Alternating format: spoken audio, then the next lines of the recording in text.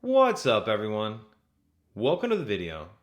Today we're going to be taking a look at how to replace the battery in this Chevy remote key fob.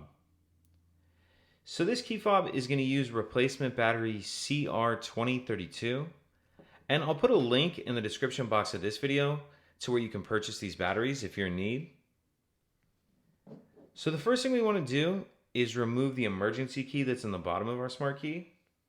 That's done by pressing this button on the side, and the key will slide out like that.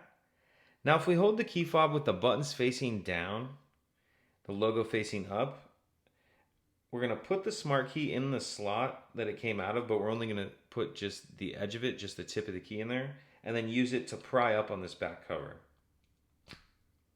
Like that. Once it's started, you can just pull it the rest of the way off. And there's some button pads, and the board are just kind of floating in there. So if they come out of place, that's okay.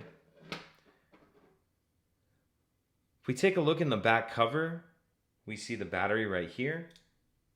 We can grab our key and use the edge of it just to help get the battery started. Get it out of there like that. Now we'll grab our new battery, and we want to make sure that we're installing that with the plus side down. Plus side down. Go ahead and snap that into place. And then if you need to arrange your button pads or that rubber kind of grommet that's around the circuit board, make sure that's all sitting in there properly. And then go ahead and snap the two halves back together. Put our emergency key back in. And that's it.